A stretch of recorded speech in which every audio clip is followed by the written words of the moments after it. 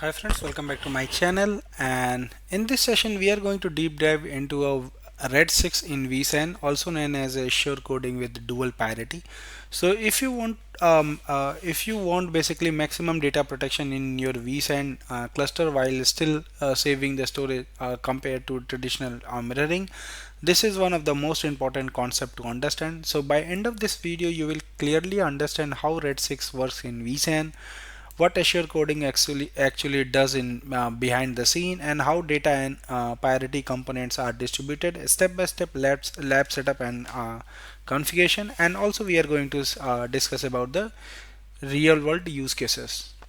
So if you see here, we got our four data and two parity. So this is what Red 6 is going to do. So if you implement Red 6 total, you are going to have a four component for the each object, and out of four, there are four are going to be a data and two are going to be parity, and it is going to tolerate basically two failures. So let me show you this in action.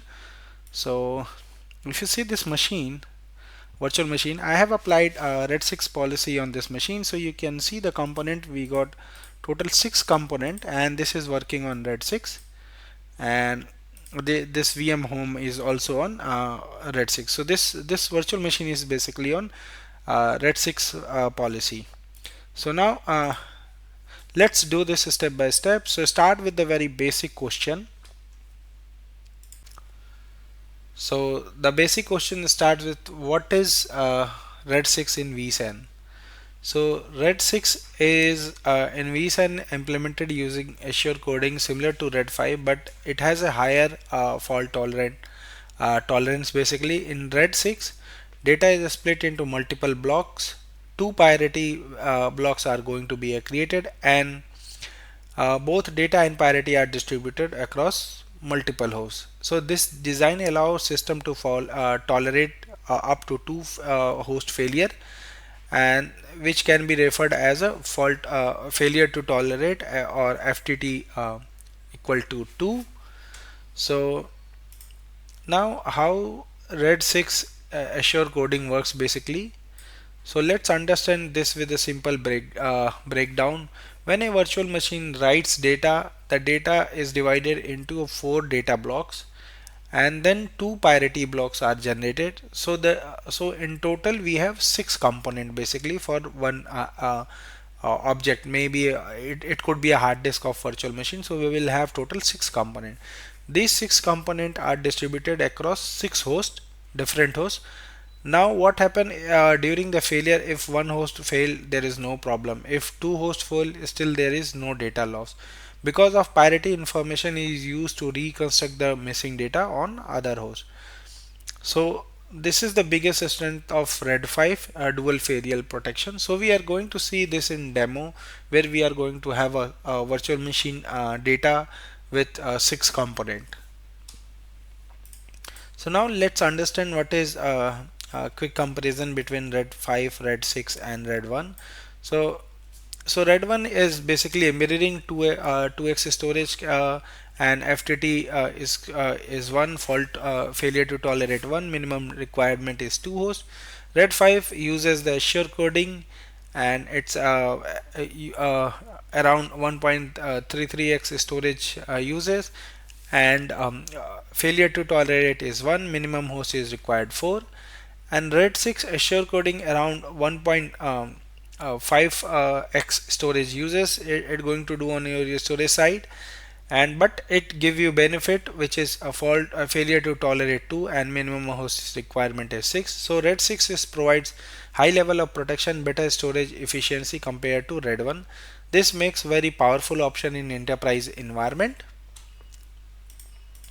So now these are the requirement to implement Red 6 in vSAN. So before implementing Red 6 in vSAN, make sure your environment meets all the requirements. So minimum host 6 ESXi hosts in your cluster. So vSAN cluster must be enabled, and all hosts must contribute storage, and proper networking, ideal 10 Gbps for the storage traffic, and enough capacity disk, and storage policy based on management based management enabled, And if you don't have at least 6 hosts, red 6 option will not going to appear in your basically while you create a policy.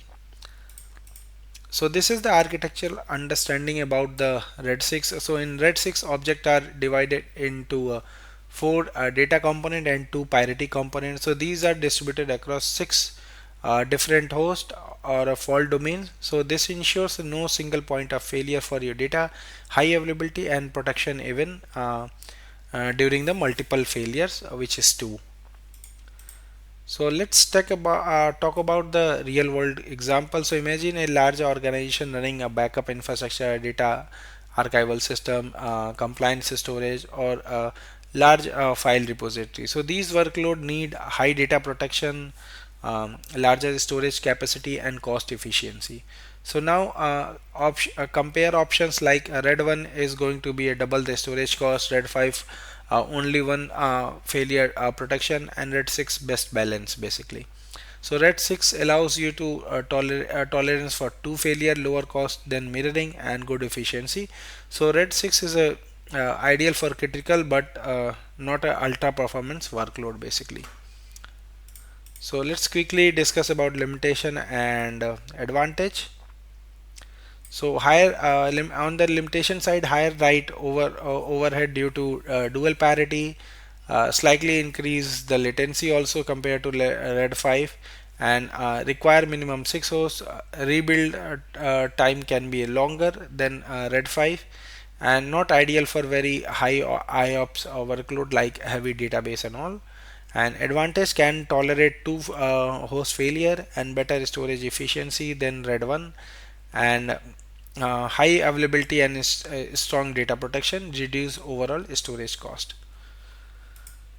So now this is the lab environment which we are going for this session. So this is the same lab environment where I have implemented in last video red 5. So we got total 6 ESXi hosts deployed, which is the minimum requirement for red 6, and each host has 48 gig of RAM. vCenter appliance is configured. Then I got my Active Directory and DNS setup also running. So all these ESXi hosts are part of my vSAN cluster which we have created in last video. So so basically in this cluster, if you see, DRS is enabled, HA is enabled, and all hosts are connected to HA. And then if I go here, in last video we enabled our vSAN on this cluster, and then we enabled basically performance also. And now if I go to disk management, you should be able to see all my ESXi host having 5 disks. Out of 5 disks, we got 6 disks for basically for our caching, and then a 24 disk on 4 disk on each host on for the capacity. So let me show you one of the my ESXi host. So all my ESXi host having basically one disk for operating system, one for cache, and 400 gig drive for the capacity. And then we got dedicated two dedicated network configured for our vSAN traffic. So this is how my ESXi is configured, and in the last video we created our policy which was for red 5. So now in this video I'm going to create a red 6 policy. So before that, let's talk about a step-by-step implementation. So log into vCenter and then go and configure the vSAN, makes vSAN enable and disk group configured. So in last video we did this. Verify host and storage. So we can go here on monitor. So since this is vSAN enabled, so I can go here and Skyline health, and I can see my cluster vSAN cluster health is 94%. And if I go basically to, let's say to capacity, I should be able to see my capacity also. So this is my capacity, approx 9 terabyte space, and out of which 15 terabyte is user, which is my basically machine for one of the virtual machine VM01 and VM home object, and then approx 150 gig is used by system. So this is how my system is designed and utilizing as of now. And now create a storage policy for RAID 6. So since we require minimum 6 hosts to create a RAID 6, so let's try. We have a 6 node here in this cluster. If I show you, so 51 to 56, we got 6 hosts. Now I'll go here and go to policy and profiles, and from the VM storage policy, I'll go and click on create. And now let me call this policy RAID 6 hyphen policy. Click next, and then this is going to be enabled for vSAN storage. Click next, and now I'm going to, from here you should be able to see we got this option is visible, which is two failures RAID 6 erase coding. So I'll go ahead and select this, and now on the storage rules we need to click here all flash. So and this is all flash is required for this. So now this is good. I'll go ahead and click next, and now click next, and then we got our policy configured. So all flash, thin provision, and RAID 6 Erasure coding. So just click on finish. So now this will create our policy. So here is my policy, and you can see here VM compliance is 0. So now I'll go ahead and see my virtual machine. So this is my virtual machine. So if I show you, go to monitor and go to vSAN and select the basically virtual displacement. So you should be able to see currently we have a RAID 1 configured for this, and this is the status. So we got 2 component and 1 witness for hard disk, and same thing for VM home also. So VM home is distributed here, and hard disk is distributed across these hosts. So this is what is configured now. Now I'll go ahead and change the VM policy and edit the VM storage policy, and now I'll go ahead and select basically RAID 6 policy which we have just created. So click on apply, and now this policy apply will take some time. Once this policy is applied, we should be able to see basically 6 component here as per our design. So we will have total four data component and 2 parity components, so distributed across 6 hosts or fault domains. So let me go here and verify. So let me just refresh this and go to physical displacement. So now we should have a basically 6 you can see here RAID 6 is enabled, and if you see the component is distributed across all 6 ESXi hosts coming from 1 2 3 4 5 and 6. So we got total 6 component as per our RAID policy, and now this can survive 2 host failure in our infrastructure as per RAID 6 design. So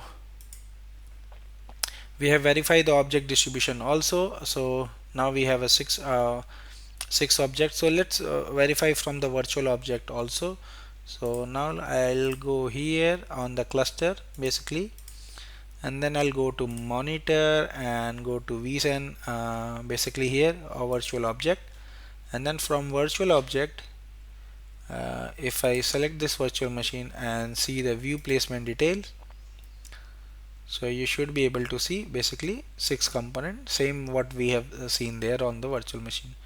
So if I expand this, you should be able to see RAID 6 is configured and deployed. So this is how you can basically create a RAID 6 on vSAN, and how you can basically have RAID 6 implemented successfully. So basically this confirms we are able to see the 6 component here, and which is going to be 2 data and 4 data and 2 parity distributed across all multiple hosts, which is in our case 6 hosts. So this confirms the RAID 6 is successfully configured and active. So thank you for watching. So in this video we have covered RAID 6 uses Erasure coding with the dual parity. It's provide protection against the two host failure, require minimum 6 hosts. This is very important. Offers better storage efficiency than RAID 1, and ideal for enterprise workload needing the strong protection, not the best performance. So thank you for watching. Please subscribe me for more videos, and if you have any query, any question related to this, you can always post me in my given mail IDs. Thank you once again. Bye bye.